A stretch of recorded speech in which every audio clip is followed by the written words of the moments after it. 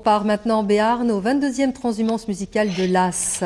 Hugo Frey et 200 choristes revisiteront la carrière du chanteur ce soir. Nous le retrouvons dans un tout petit moment en compagnie d'Élise Descartes. Mais tout d'abord, attardons-nous sur la difficulté pour un petit village rural de 130 habitants d'organiser un festival comme celui-ci. Élise Descartes, Catherine Pipard. Hugo Frey sur la scène des transhumances musicales de Las pour une ultime répétition cet après-midi. À 87 ans, le chanteur est le seul du festival cette année. Le concert de M. Pokora prévu mercredi a dû être annulé. Les réservations n'étaient pas suffisantes.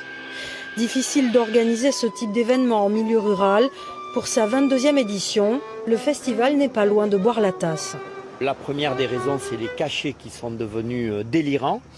Les artistes et les sociétés de production, d'une manière générale, essayent de compenser la fin du CD, la fin du disque, les plateformes de téléchargement, le streaming, enfin bon, tout ce que vous connaissez, par du spectacle vivant et en augmentant les cachets, sauf que là, la corde devient extrêmement raide. Des conditions de sécurité de plus en plus difficiles à mettre en place. Des artistes qui ne font pas le plein, le prix des places volontairement limité.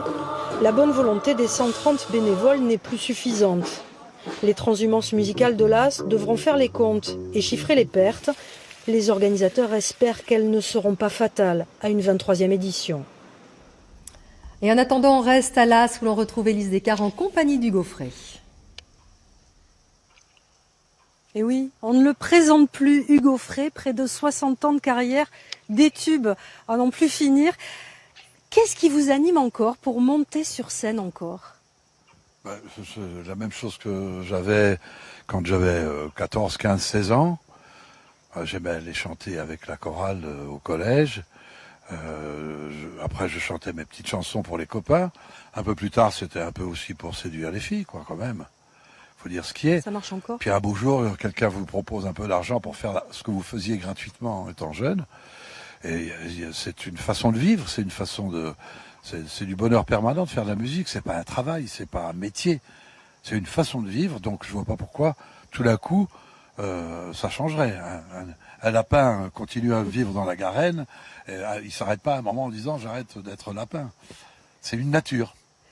Là, vous étiez déjà venu à Las en 2005. Pourquoi être revenu aujourd'hui ? D'abord parce que vous m'avez invité. Et puis, quand j'ai su que c'était ici, j'ai dit, il n'y a pas à hésiter. Ils sont tellement gentils, c'est tellement bien, c'était un tellement beau souvenir. J'avais chanté avec une école qui avait des enfants qui avaient chanté, une chorale. Et ce soir, je vais avoir une chorale absolument magnifique. Nous avons répété, c'est magnifique.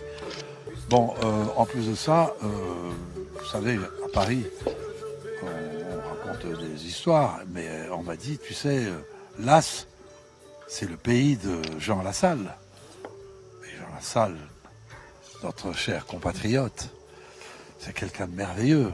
Je l'ai rencontré à Paris et l'idée de venir chanter chez Jean Lassalle, pour Jean Lassalle, d'ailleurs je vais lui dédier une chanson, c'est une des raisons pour lesquelles je suis venu ici. Là, justement, avec ces 200 choristes, c'est une expérience particulière pour vous ? J'ai déjà chanté avec des choristes, mais je vais être très honnête. Alors là, c'est pas pour cirer les pompes de qui que ce soit. C'est la meilleure chorale que j'ai eue. Ce sont toujours des bénévoles, des amateurs. On pourrait pas payer une chose pareille. Ils sont une centaine. Mais ce sont des amateurs, mais ce soir, ils chantent vraiment comme des professionnels. Merci Hugo Frey. Donc c'est ce soir à 21h au Château de Las et il reste encore des places. Merci. Il a toujours le blues dans la peau.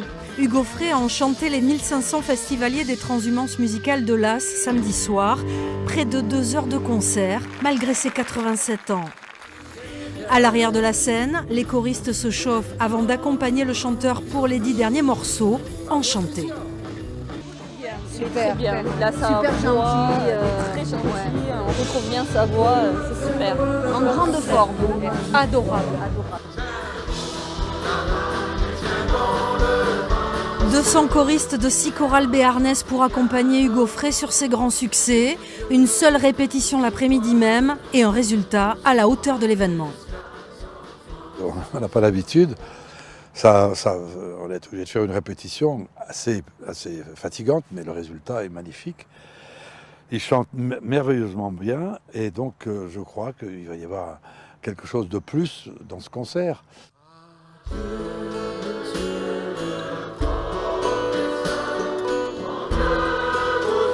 Un beau concert qui pourrait être le dernier pour les transhumances musicales. Après l'annulation de M. Pokora pour cause de faibles réservations, le festival ne rentrera pas dans ses frais cette année. On va faire les comptes de ce qu'on a perdu cette année, ça c'est sûr. On sait de toute façon qu'on ne va pas gagner, qu'on va perdre gros. Et puis 2018, faut trouver le rebond. Samedi, Hugo Frey a tout donné pour que la fête ait bien lieu. Stu Ball galope toujours dans les têtes de ses fans. Déjà présent en 2005, le chanteur a promis de revenir très vite en Béarn.